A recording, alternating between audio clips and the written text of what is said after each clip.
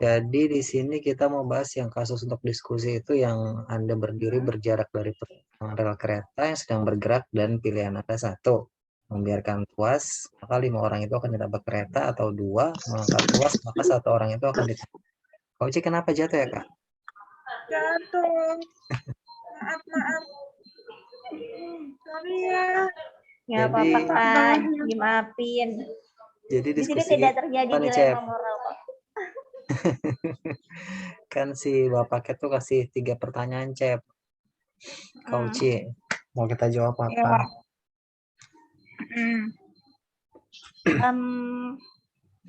Kalau menurut aku ya, yang nomor 1 itu Satu lagi. kita lebih milih sih yang nyelamatin 5 orang dibanding 1 orang. Yang nomor 1 itu kan yang pilihan manakah yang akan Anda ambil ya? Ya, jadi kalau menurut aku ya, aku sih lebih baik mengangkat tuas.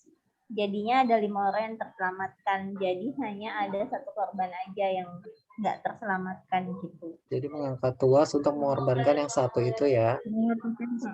Ya, aku juga setuju. Alasannya sama sih, supaya tidak banyak korban, hanya 1 aja yang dikorbankan, gitu sih.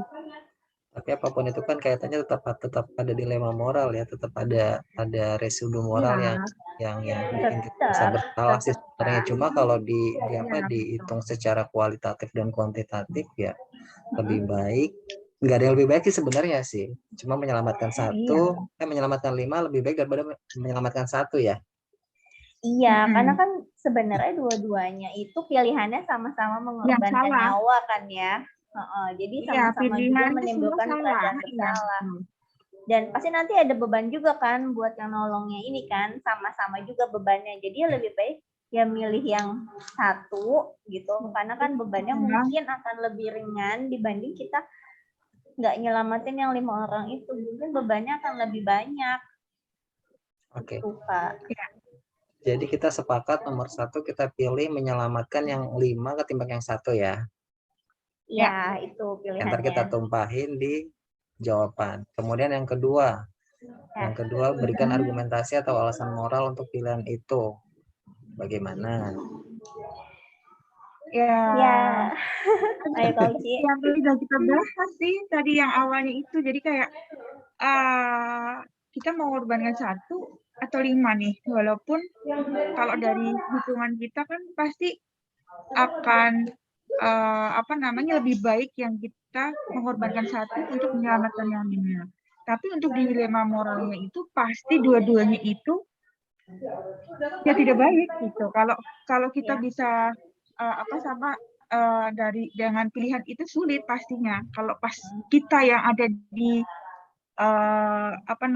kondisi tersebut kan gitu.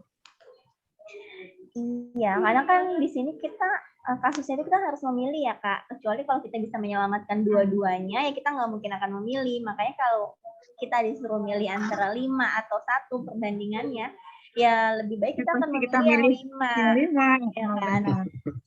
Jauh lebih jauh lebih baiklah dibanding kita menyelamatkan jauh lebih manusiawi kalau kita sebagai manusia ya, Sep ya. Iya, betul. Kalau menurut Kak Rizal gimana? Kalau aku lebih kepada ini ya. Sebenarnya pilihan moral itu kan bukan dari strategis atau teknis yang tadi sudah dibahas di slide juga. Jadi sebenarnya pilihan praktis, walaupun endingnya tetap sama-sama kita punya rasa moral yang harus mengorbankan salah satu gitu loh. Jadi di sini aku tetap pilih yang 5 ya, tetap dengan pilihan praktis, tetap pilih menyelamatkan yang 5 ketimbang menyelamatkan yang 1. Jadi kembali lagi soal baik atau buruknya tindakan manusia itu kan jadi dikembalikan lagi kepada manusia ya. Ya enggak sih? Iya, betul Kak. Karena dua-duanya ya sama aja sih, pasti meninggalkan perasaan bersalah, meninggalkan beban juga. Dilema moral gitu. Ya kan? Ada tanggung jawabnya juga. Sama. Iya. Jadi kesimpulannya kalau kita kasih argumentasi untuk alasan moral pilihan itu kita tetap menyelamatkan yang 5 ya. Iya, yang 5. Ya. Setuju yang itu sih, Kak. Terus yang pertanyaan ketiga. Apa yang Anda pilih bila satu orang itu adalah seorang anak? Anak-anak loh, Cep. Anak-anak ya.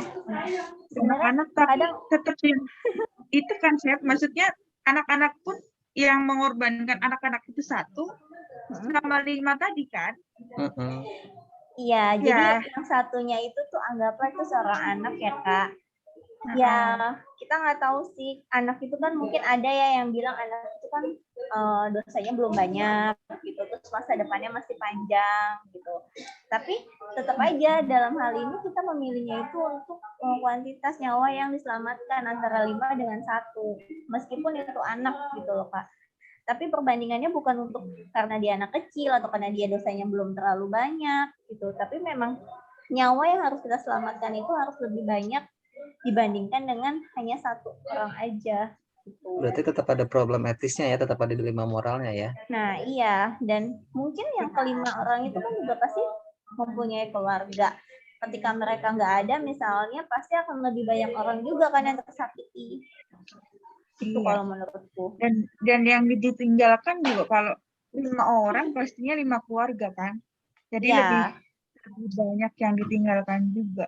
Setuju sih, aku sih setuju. Dengan nyawa 5. Jadi kalau secara garis besar antara jawaban Kak Uci sama Kak Septi, kalau anak ini kan istilahnya dia hidupnya belum terlalu lama, jadi bisa kita korbankan walaupun sebenarnya itu tidak baik juga.